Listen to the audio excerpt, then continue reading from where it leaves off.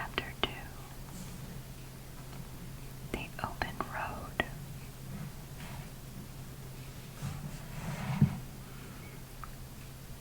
"Ratty," said the mole suddenly, one bright summer morning, "if you please, I want to ask you a favor." The rat was sitting on the riverbank, singing a little song. He had just composed it himself, so he was very taken up with it, and would not pay proper attention to Mole or anything else.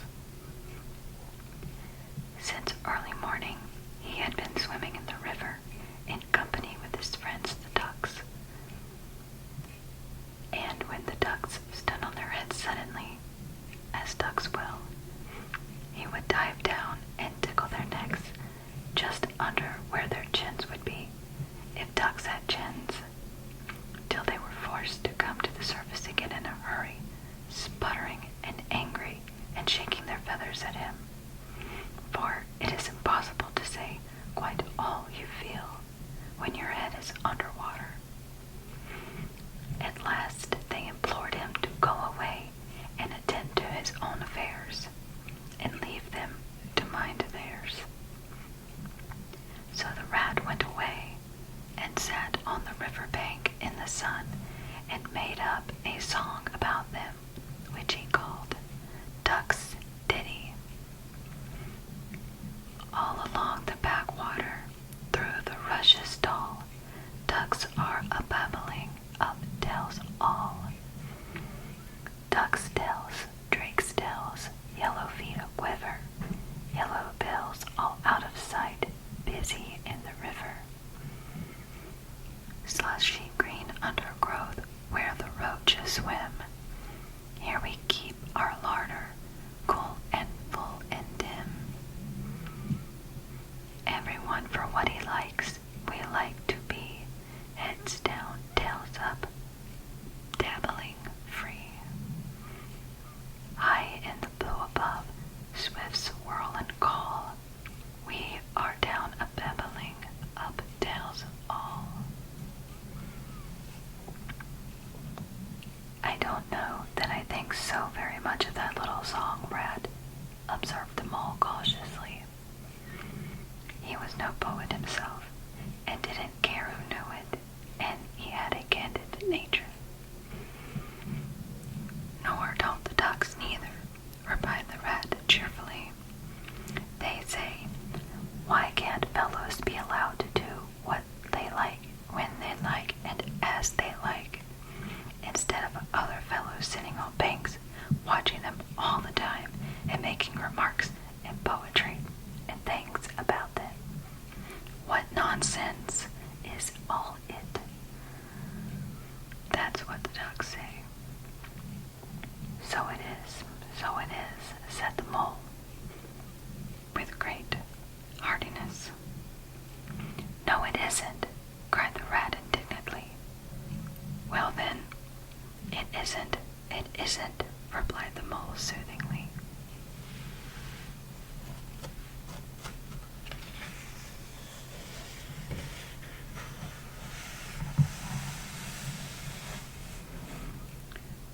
"But what I wanted to ask you was, won't you date me to call on Mr. Toad?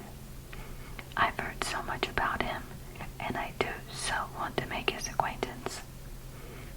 "Why, certainly," said the good-natured rat, jumping to his feet and dismissing poetry from his mind for the day. "Get out the boat, and we'll paddle up there at once. It's never the wrong time to call on Toad. Early or late, he's always the same fellow, always good-tempered, always glad to see you, always sorry when you go.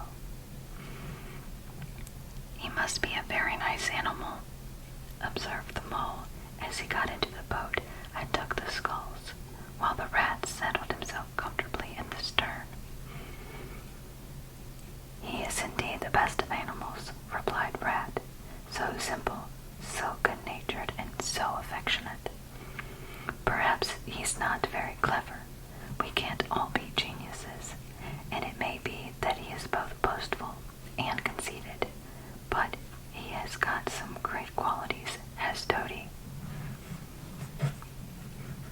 Rounding a bend in the river, they came in sight of a handsome, dignified old house of mellowed red brick, which, with well-kept lawns reaching down to the water's edge. "There's Toad Hall," said the rat, "and that creek on the left where the notice board says private, no landing allowed, leads to his boathouse, where we'll leave the boat. The stables are over there to the right. That's the banqueting hall you're looking out now. Very old, that is.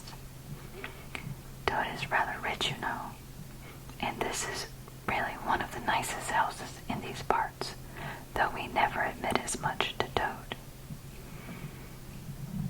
They glided up the creek, and the mole shipped his sculls as they passed into the shadow of a large boathouse. Here they saw many handsome boats, slung from the cross beams or hauled up on a slip, but none in the water, and the place had an unused and a deserted air. The rat looked around him. "I understand," he said. "Boating is played out. He's tired of it and done with it. I wonder what new fad he has taken up now. Come along and let's look him up. We shall hear all about it quite soon enough." They disembarked and strolled across the gay flower-decked lawns in search of Toad, whom they presently happened upon resting in a wicker garden chair, with a preoccupied expression of face and a large map spread out on his knees. "Hooray!" he cried, jumping up on seeing them. "This is splendid." He shook the paws of both of them warmly, never waiting for an introduction to the mole. "How kind of you," he went on, dancing around them. "I was just going to send a boat down the river for you, Ratty, with strict orders that you were to be fetched up here at once, whatever you were doing. I want you badly, both of you. Now, what will you take? Come inside and have something. You don't know how lucky it is you're turning up just now." "Let's sit quiet a bit, Toady," said the rat, throwing himself into an easy chair, while the mole took another by the side of him and made some civil remark about Toad's delightful residence. "Finest house on the whole river," cried Toad boisterously. "Or anywhere else, for that matter," he could not help adding. Here the rat nudged the mole. Unfortunately, the Toad saw him do it and turned very red. There was a moment's painful silence. Then the Toad burst out laughing. "All right, Ratty," he said. "It's only my way, you know. And it's not such a bad house, is it? You know you rather like it yourself. Now, look here, let's be sensible. You are the very animals I wanted. You've got to help me. It's most important." "It's about your rowing, I suppose," said the rat with an innocent air. "You're getting on fairly well, though you splash a good bit still, with a great deal of patience and any quantity of coaching you may—" "Oh, pooh! Boating!" interrupted the Toad, in great disgust. "Silly boyish amusement. I've given up on that long ago. Sheer waste of time, that's what it is. It makes me downright sorry to see you fellows, who ought to know better, spending all your energies in that aimless manner. No, I've discovered the real thing, the only genuine occupation for a lifetime. I propose to devote the remainder of mine to it, and can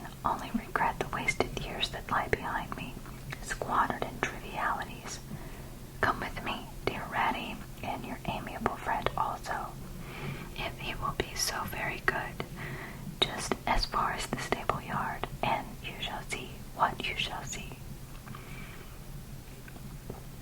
He led the way to the stable yard accordingly, the rat following with a most mistrustful expression, and there, drawn out of the coach house into the open, they saw a gypsy caravan, shining with newness, painted a canary yellow, picked out with green and red wheels.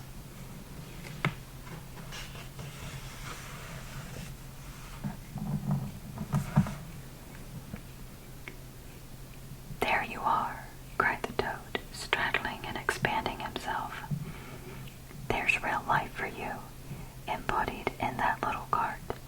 The open road, the dusty highway, the heath, the common, the hedgerows, the rolling downs, camps, villages, towns, cities, here today and up off to somewhere else tomorrow. Travel, change, interest, excitement. The whole world before you, and a horizon that's always changing. And mind, this is the very finest cart of its sort that was ever built, without any exception. Come inside and look at the arrangements. Planned them all myself, I did." The mole was tremendously interested and excited, and followed him eagerly up the steps and into the interior of the caravan. The rat snorted and thrust his hands deep into his pockets, remaining where he was. It was indeed very compact and comfortable. Little sleeping bunks, a little table that folded up against the wall, a cooking stove, lockers, bookshelves, a bird cage with a bird in it, and pots, pans, jugs, and kettles in every size and variety. "All complete," said the toad triumphantly, pulling open a locker. "You see, biscuits, potted lobster, sardines, everything you could possibly want. Soda water here, baccy there, letter paper, bacon, jam, cards and dominoes. You'll find," he continued, as they descended the steps again, "you'll find that nothing whatever has been forgotten when we make our start this afternoon." "I beg your pardon," said Ratty, slowly, as he chewed a straw, "but did I overhear you say something about we and start and this afternoon?" "Now, dear, good old Ratty," said Toad imploringly, "don't begin talking in that stiff and sniffy sort of way, because you know you've got to come. I can't possibly manage without you. So please consider it settled, and don't argue. It's the one thing I can't stand. You surely don't mean to stick to your dull, busty old river all your life and just live in a hole in a bank and boat. I want to show you the world. I'm going to make an animal of you, my boy." "I don't care," said the rat doggedly. "I'm not coming, and that's that. And I am going to stick to my own river and live in a hole and boat, as I've always done. And what's more, Mole's going to stick to me and do as I do. Aren't you, Mole?" "Of course I am," said the mole loyally. "I'll always stick to you, Rat, and what you say is to be, has got to be, all the same. It sounds as if it might have been, well, rather fun, you know," he added wistfully. Poor Mole, the life adventurous was so new a thing to him, and so thrilling, and this fresh aspect of it was so tempting, and he had fallen in love at first sight with the canary-colored cart and all its little fitments. The rat saw was passing in his mind and wavered. He hated disappointing people, and he was fond of the mole and would do almost anything to oblige him. Toad was watching both of them closely. "Come along in and have some lunch," he said diplomatically, "and we'll talk it over. We needn't decide anything in a hurry. Of course, I don't really care. I only want to give pleasure to you fellows. Live for others. That's my motto in life." During luncheon, which was excellent, of course, as everything at Toad Hall always was, the toad simply let himself go. Disregarding the rat, he proceeded to play upon the inexperienced mole as on a harp. Naturally a voluble animal and always mastered by his imagination, he painted the prospects of the trip and the joys of the life.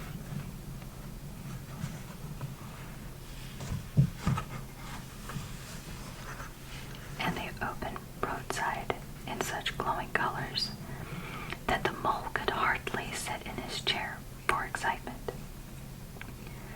Somehow it soon seemed taken for granted by all three of them that the trip was a settled thing, and the rat, though still unconvinced in his mind, allowed his good nature to override his personal objections. He could not bear to disappoint his two friends, who were already deep in schemes and anticipations, planning out each day's separate occupation for several weeks ahead. When they were quite ready, the now triumphant Toad led his companions to the paddock and set them to capture the old gray horse who, without having been consulted, and to his own extreme annoyance, had been told off by Toad for the dustiest job in this dusty expedition. He frankly preferred the paddock and took a deal of catching. Meantime, Toad packed the locker still tighter with necessities and hung nose bags, nets of onions, bundles of hay, and baskets from the bottom of the cart. At last the horse was caught and harnessed, and they set off, all talking at once, each animal either trudging by the side of the cart or sitting on the shaft as the humor took him. It was a golden afternoon. The smell of the dust they kicked up was rich and satisfying. Out of thick orchards on either side of the road, birds called and whistled to them cheerily. Good-natured wayfarers passing them gave them good day, or stopped to have nice things to say about their beautiful cart, and rabbits, sitting at their front doors in the hedgerows, held up their forepaws and said, "Oh my, oh my, oh my." Late in the evening, tired and happy and miles from home, they drew up on a remote common far from habitations, turned the horse loose to graze, and ate their simple supper, sitting on the grass by the side of the cart. Toad talked big about all he was going to do in the days to come.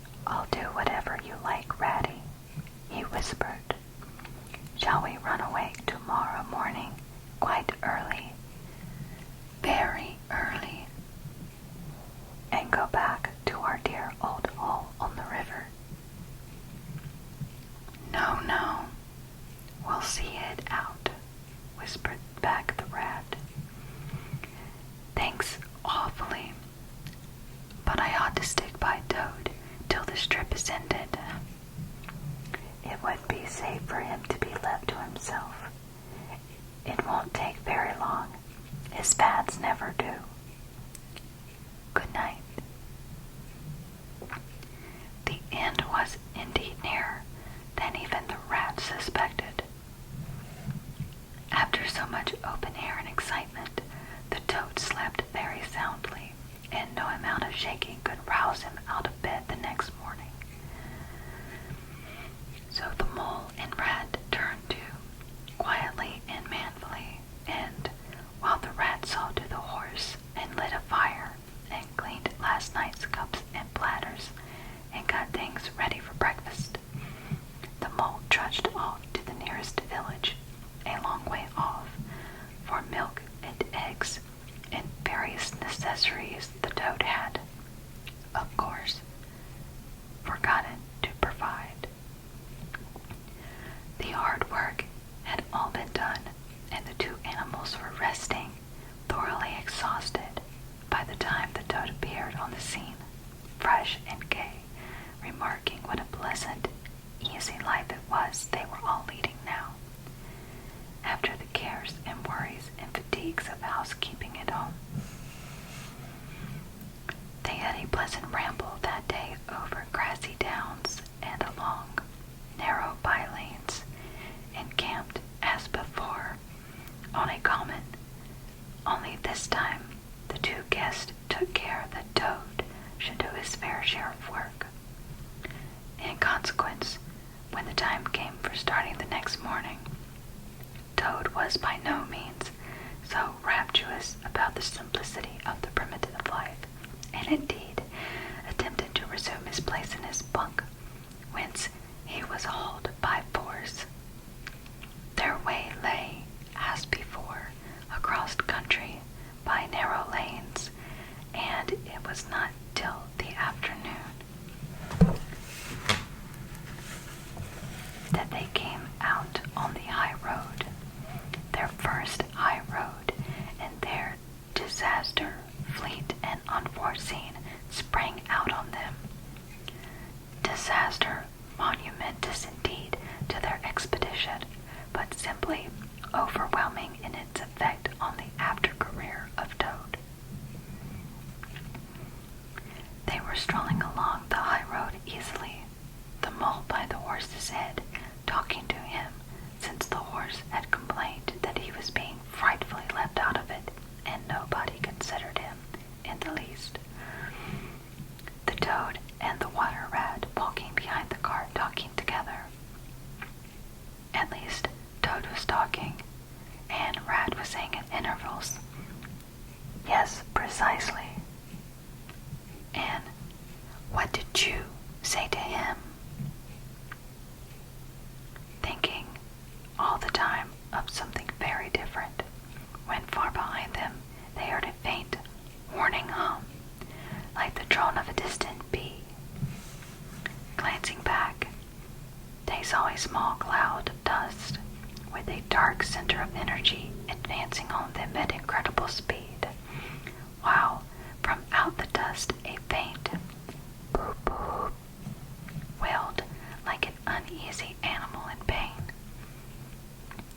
Hardly regarding it, they turned to resume their conversation, when in an instant, as it seemed, the peaceful scene was changed, and with a blast of wind and a whirl of sound that made them jump for the nearest ditch, it was on them. The boop-boop rang with a brazen shout in their ears.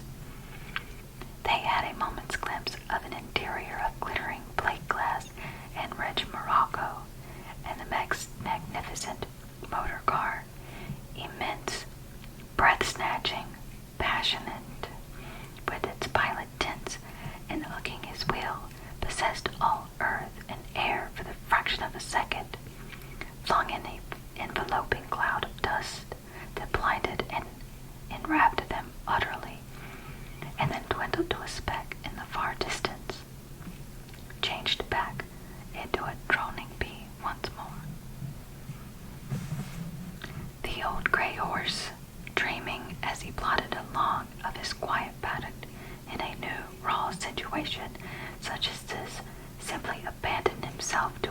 natural emotions.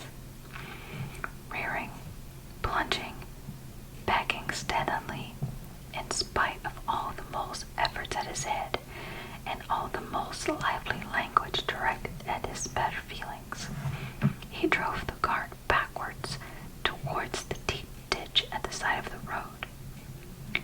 It wavered an instant, then there was a heart-rending crash, and the canary-colored cart, their pride and their joy, lay on its side in the ditch, an irredeemable wreck. The rat danced up and down in the road, simply transported with passion. "You villains!" he shouted, shaking both paws. "You scoundrels! You highwaymen! You road dogs! I'll have the law on you. I'll report you. I'll take you through all the courts." His homesickness had quite slipped away from him, and for the moment he was the skipper of the canary-colored vessel, driven on a shoal by the reckless jockeying of rival mariners.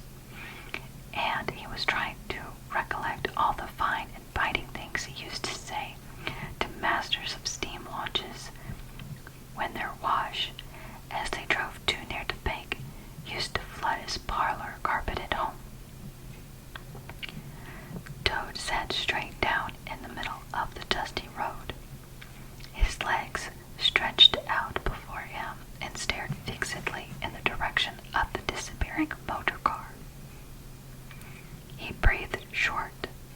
His face wore a placid, satisfied expression, and at intervals he faintly murmured, "Boop, boop." The mole was busy trying to quiet the horse, which he succeeded in doing after a time. Then he went to look at the cart on its side in the ditch. It was indeed a sorry sight.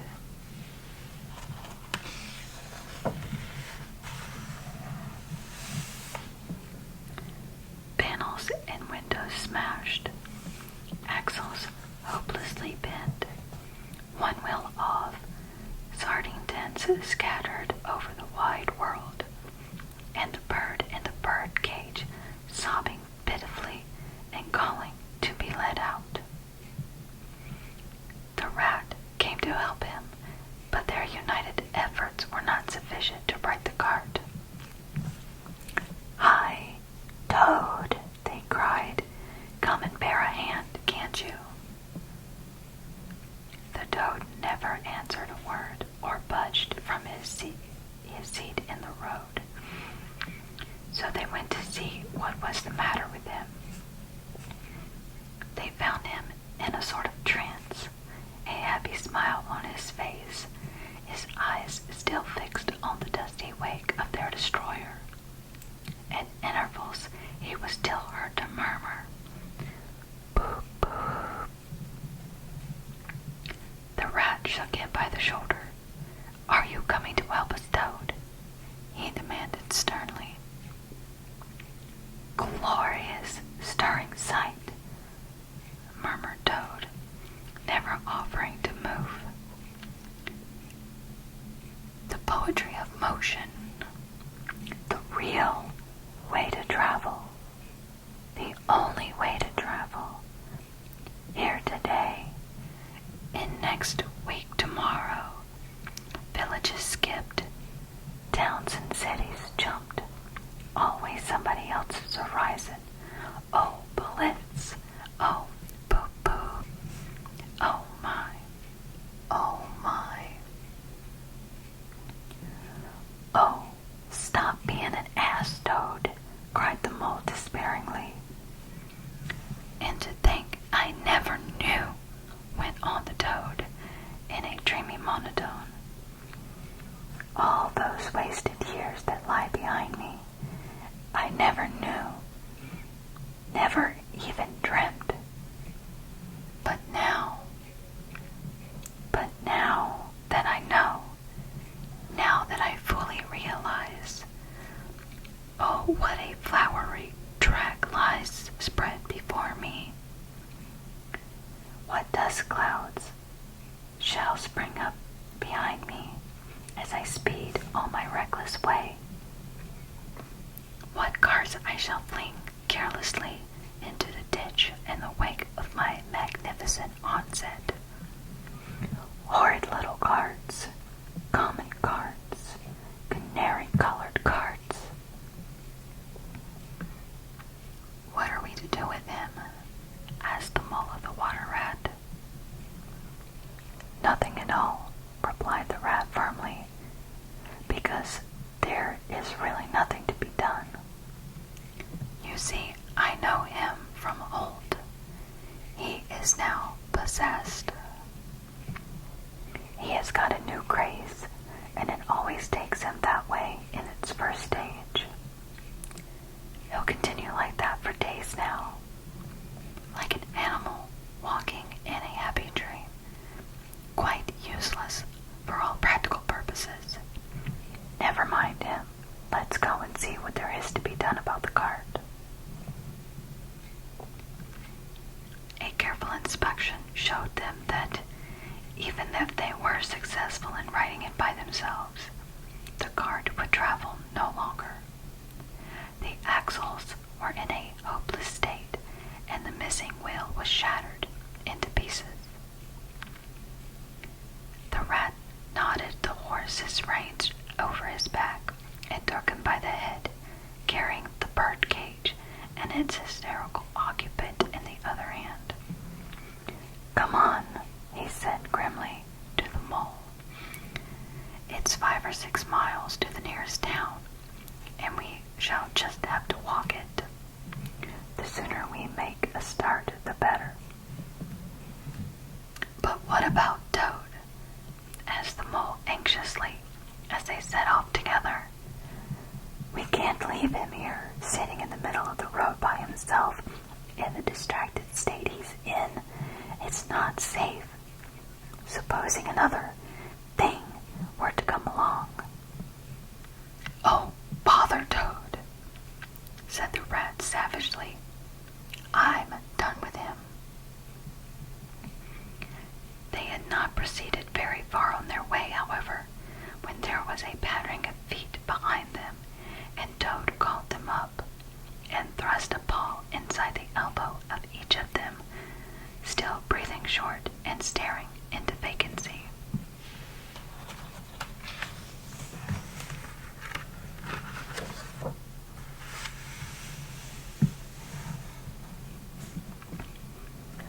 Now look here, Toad, said the rat sharply. As soon as we get to the town, you'll have to go straight to the police station and see if they know anything about that motor car and who it belongs to, and lodge a complaint against it. And then you'll have to go to a blacksmith's or a right wheel wright's and arrange for the cart to be fetched and mended and put to rights. It'll take time, but it's not quite a hopeless smash. Meanwhile, the mole and I will go to an inn and find comfortable rooms where we can stay till the cart's ready, until your nerves have recovered their shock. Police station. Complaint, murmured the Toad dreamily. Me complain of that beautiful, that heavenly vision that has been vouchsafed me. Mend the cart. I've done with carts forever. I never want to see the cart or hear of it ever again ready. You can't think how obliged I am to you for consenting to come on this trip. I wouldn't have gone without you, and then I might never have seen that swan, that sunbeam, that thunderbolt. I might never have heard that entrancing sound, or smelt that bewitching smell. I owe it all to you, my best of friends. turned from him in despair. "You see what it is," he said to the mole, addressing him across Toad's head. "He's quite hopeless. I give it up. When we get to the town, we'll go to the railroad station, and with luck, we may pick up a train there that'll get us back to Riverbank tonight. And if you ever catch me going a-pleasuring with this provoking animal again—" He snorted, and during the rest of the weary judge addressed his remarks exclusively to Mole. On reaching the town, they went straight to the station and deposited Toad in the second-class waiting room, giving a porter 2 pence to keep a strict eye on him.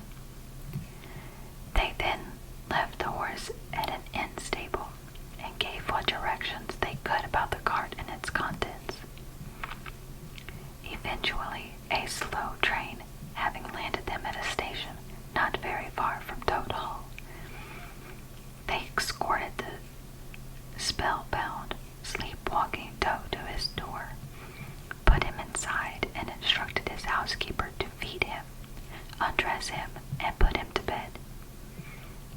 Then they got out their boat from the boathouse, sculled down the river home, and at a very late hour sat down to supper in their own cozy riverside parlor, to the Rat's great joy and contentment. The following evening the Mole, who had risen late and taken things very easy all day, was sitting on the bank fishing when the Rat, who had been looking up his friends and gossiping, came strolling along to find him.